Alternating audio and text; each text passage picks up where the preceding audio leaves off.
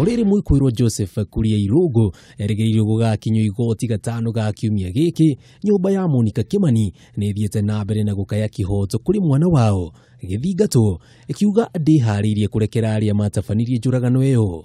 Kuringana na nyina wa Monica niwe Miriam Kimani oigite hatire mundu arohera kana oheire ona thengia wa muthuriwe gukorwa kiuga king'ang'aini niarekeire aria matabanirie njuragano iyo. Na mimi nisema Wambui sijamsamehe.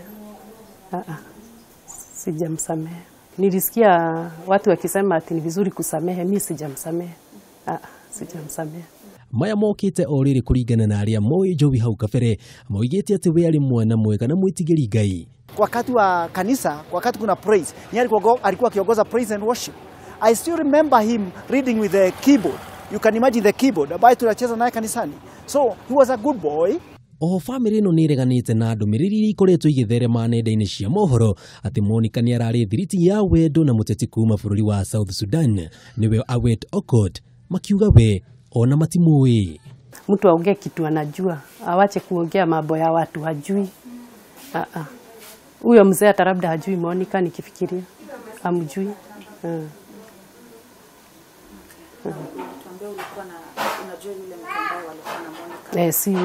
Si huyo mtu wenye wanaongea sahi ni mzee. Si mtu, hata si mtu alika yake. I was at Total, I was making my car.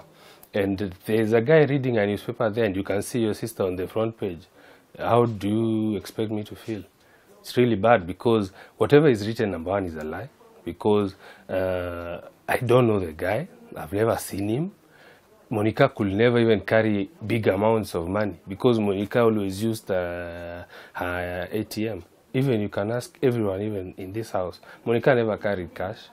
Oho kuringana na mũrũ wa nyina na Monica niwe Georgia Thiro Kimani utonga wothe wa Monica umite kumana na thithino yake na ndeto iria ikoretwo igitherema nenda-ini cia mohoro ikiuga utonga wake ukoretwo kiumana na muteti uyu ciothe ni muhuhu utari na njira. Things that they are saying about her wealth, her being a slave queen, that's a lie. Monica depended on her own money.